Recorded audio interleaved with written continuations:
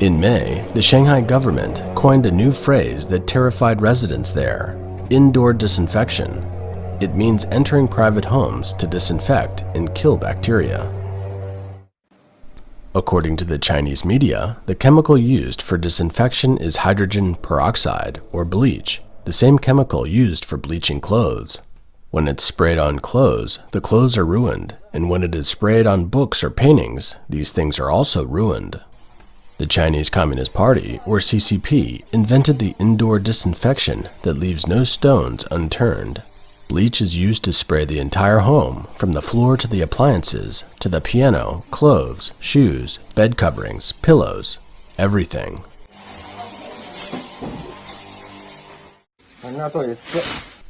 All the food in the kitchen and refrigerator is dumped, and also items that the epidemic prevention staff deem necessary to clear out are taken away in a package.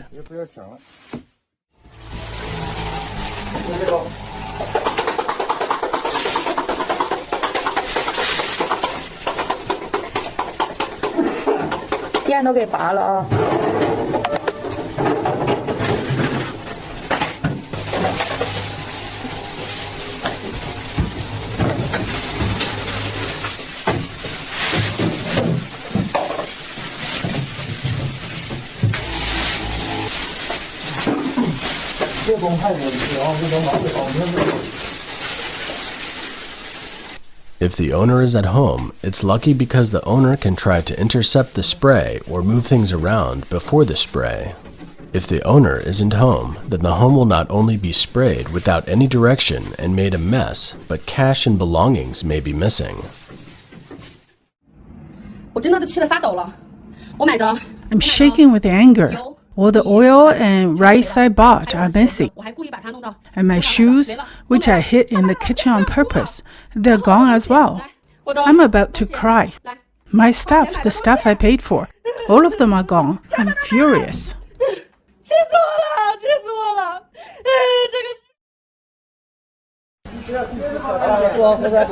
Oh.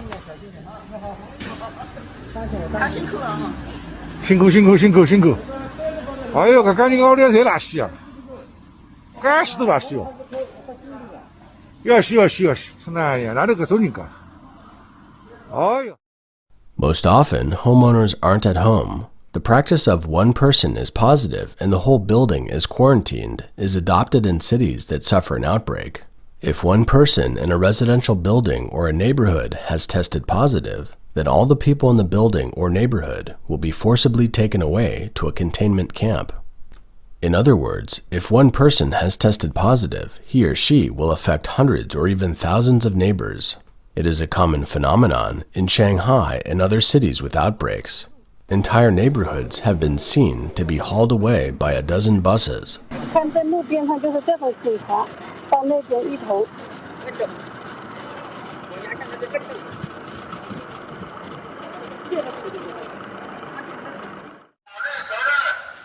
In some districts, the government has the strange idea of keeping the single positive resident in the building and forcibly removing all the other negative residents from the building and sending them to the mobile quarantine sites.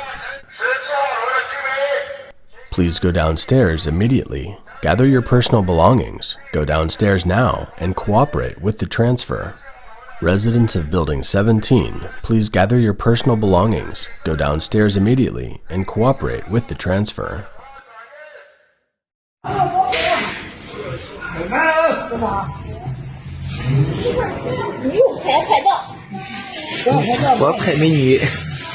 Some of the conditions in the isolation camps or the Fangsang hospital are very poor, and the one shown in the footage is considered to be in very good condition.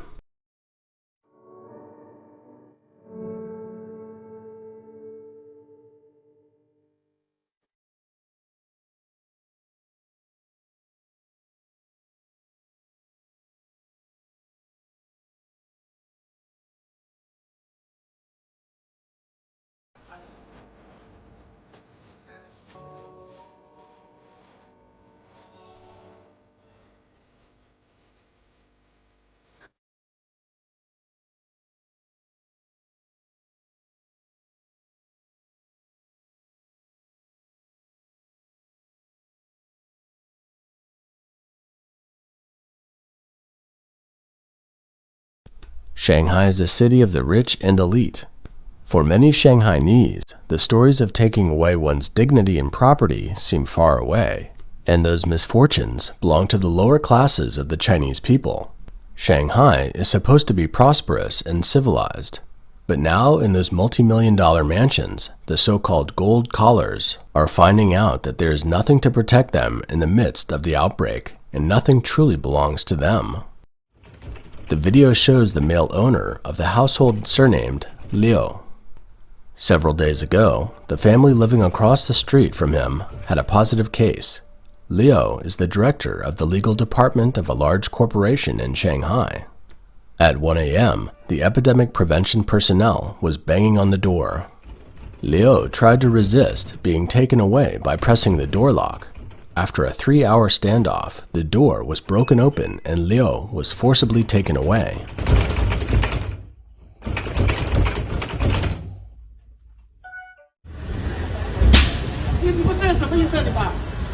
This man is taken away by the epidemic prevention staff due to a positive case in the same building as well. He has a sick family member who needs care, but to the CCP, it's no reason to stay.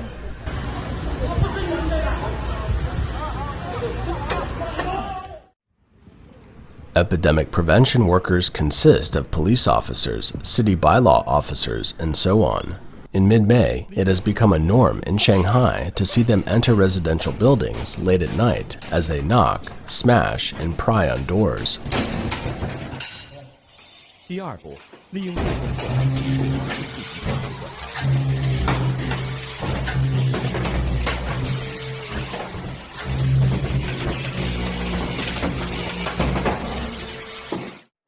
On May 10th, a government official from the Disinfection Task Force said at a meeting that the authorities had launched a full-coverage disinfection campaign to disinfect public spaces and parts of 13,000 neighborhoods in the city.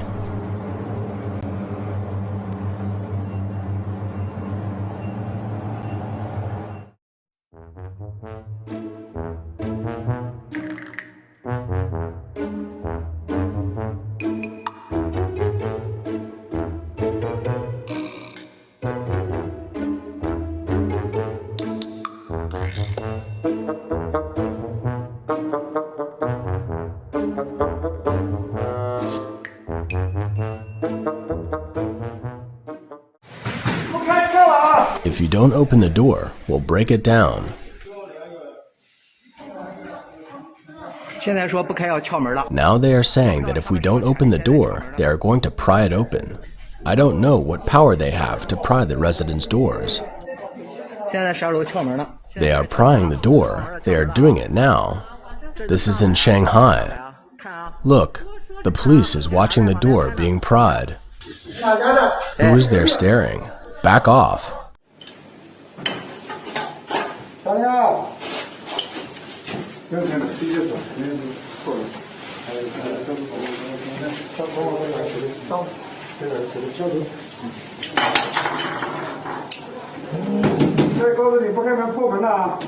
Open the door or we will bust the door down. This is the last warning. You will be punished.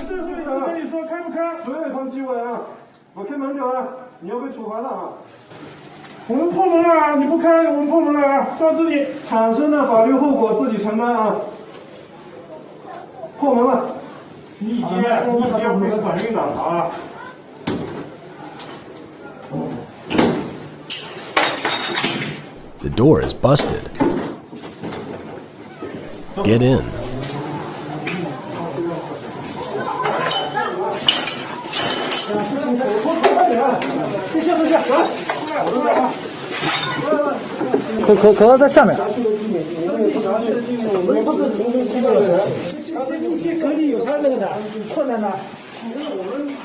Put the mask on. Let's go.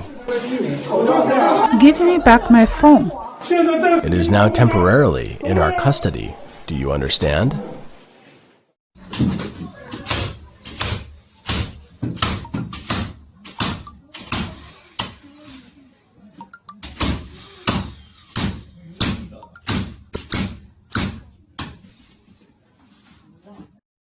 Residents in several Shanghai neighborhoods who tested negative for nucleic acid tests have been taken away for various reasons. They have also been asked to hand over their home keys to the local neighborhood committee so epidemic prevention personnel can enter the homes of residents at any time to disinfect and kill bacteria. This is the conversation between a resident and the neighborhood committee staff. I would like to report that we are asked by the neighborhood committee to turn in our home keys so that they can enter the homes to disinfect and sterilize. I would like to know if this is in line with the laws of our country. Do they have the right to force residents to turn in their home keys? You are asking about disinfection and sterilization, right? Yes, the Epidemic Prevention Department has the rule to disinfect and sterilize all the homes in the entire neighborhood uniformly. Do you have the documents? Do you have the documents for disinfection and sterilization? This what? Epidemic prevention work has provisions. Ah. Why do we need to disinfect the homes of negative cases when homes of the positive ones aren't disinfected? You give us the key. We will disinfect and kill the bacteria. The whole neighborhood is safe. You will be able to go home. This neighborhood will be the safest area. I don't understand the science of your policy. If we have contaminated areas in our homes, the germs won't be infectious after 72 hours of exposure to the air. Can you guys please be scientific? We still need to disinfect and kill bacteria. A university professor recently posted on a social media platform that no organization in Shanghai has the right to force people to hand over their home keys and enter their homes for disinfection and sterilization. Epidemic prevention should take into account the protection of people's rights and freedoms, and that state agencies and officials at all levels should not break the legal system for the sake of convenience. As a result, the article was taken down and his Weibo account was banned. Not only the article, but all of the professor's 7,000 Weibo posts have disappeared. It can be said that home invasions have completely destroyed what little sense of security Chinese people had left. The communist government continues to explore ways to interfere with and restrict the lives of its citizens. For example, in the name of reducing the risk of spreading the virus, residents are prohibited from group phrases. They can only receive government-allocated supplies or buy unusually high-priced food or even poor quality or expired food from designated platforms. Under the siege of these anti-epidemic policies, Shanghai citizens had to save themselves in various ways in order to survive. Look at how this Shanghai citizen, avoiding the interception of the epidemic prevention officers, he tossed the box in a way that could be called a master basketball thrower. However, many of the neighborhood committees are quite aggressive, so not many residents are able to have supplies successfully delivered. The residents of our neighborhood have bought some chips and other food as a group. They are paid for. The food has arrived, but the two party secretaries of the neighborhood committee threw away our supplies. Don't you know why group purchase isn't allowed? Don't you dare to touch my stuff! Who let you buy as a group? Now that the food has arrived, but we aren't allowed to take the stuff. You know, you aren't allowed to buy as a group like this. But we have already bought it, okay? You need to go through the process for group purchase. We don't know about the process. We just bought some food. Don't you throw away my stuff. With the government strictly controlling the distribution of supplies, many residents are in a difficult situation. On May 14th, a resident captured a video of a neighborhood committee worker eating a Swiss roll in the office.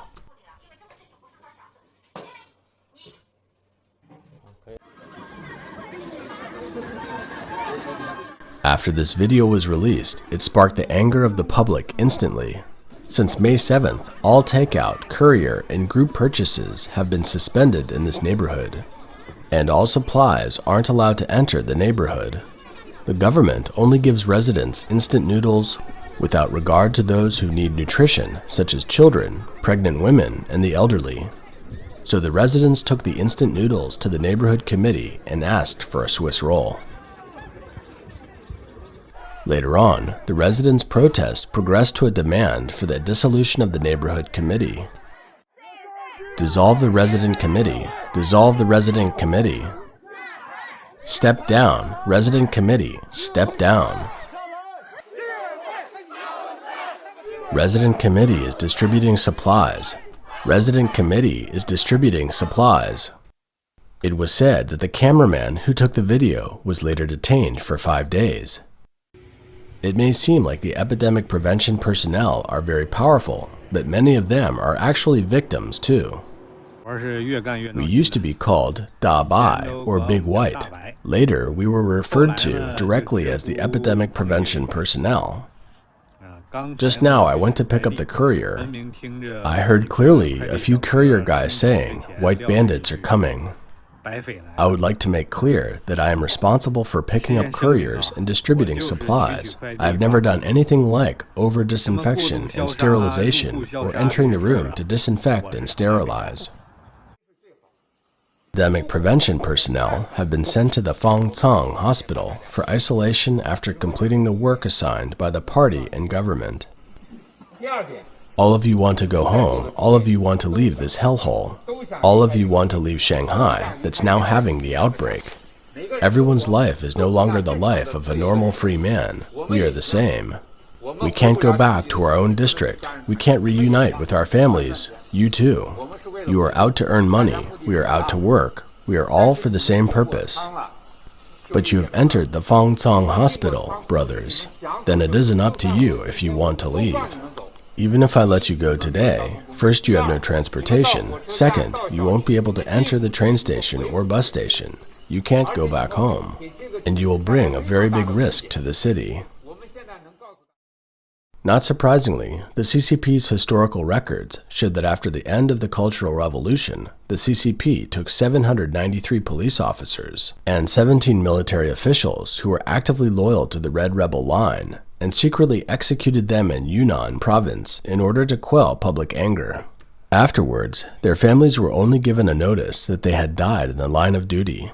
The head of the Beijing Public Security Bureau at the time chose to commit suicide before this internal purge. The CCP never admits its mistakes. If it needs to appease the people, it will choose to punish some scapegoats, thus showing that the party is still doing the people's bidding.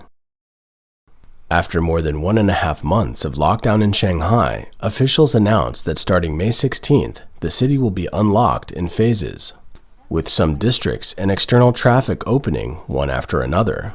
The goal is to fully resume normal production and life in June. The number of our operating commercial outlets has resumed from less than 1,400 at the lowest point to 10,625, and the number of guaranteed daily essentials delivery orders have restored to around 5 million. Next, we will strictly implement various epidemic prevention and control measures in accordance with the principles of orderly reopening, limited flow, effective control, and classified management. Starting from May 16th, we will push for the resumption of commercial outlets and markets in phases. It may seem that in Shanghai, all the suffering will be in the past and people will go back to work and to their normal lives. But is that really the case? The city closure has in fact destroyed the faith of many people in the Chinese government. Those who are able to leave Shanghai are taking the opportunity to do so as quickly as possible. Shanghai Hongqiao railway station officials said that 12 trains departed on May 16th and 17th each. The daily number of passengers amounted to more than 6,000. In total, about 13,000 people left Shanghai by train from Hongqiao Station over the 2 days. Many more Shanghainese don't believe the government story. Several videos show that many areas are still under lockdown and residents are still unable to leave their neighborhoods. Video from Reuters shows that the city is still empty.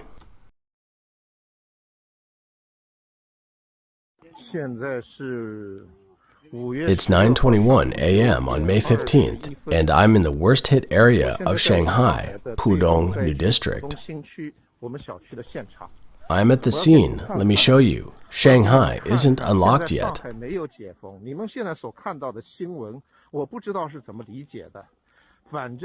Our neighborhood has been closed for more than 60 days. So far, no one can get out. No one can leave. Every day is constantly doing testing.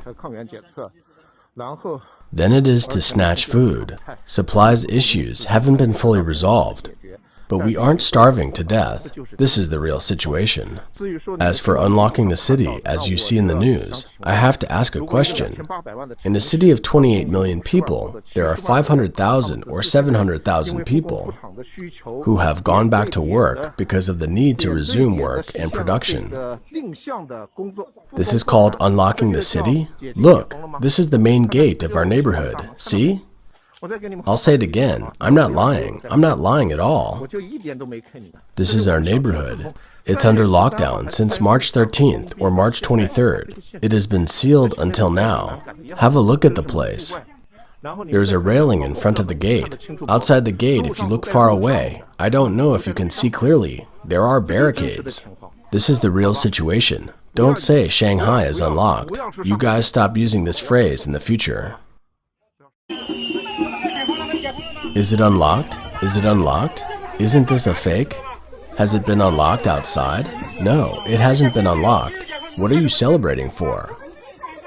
You are faking even at a time like this? There is no unlocking here, yet you celebrate the unlocking. Who are you fooling?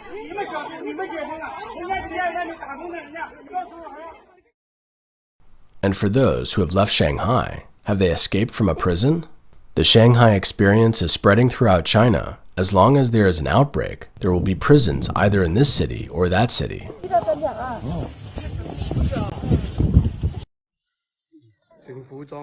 This resident who returned to Guangzhou from Shanghai is in home isolation.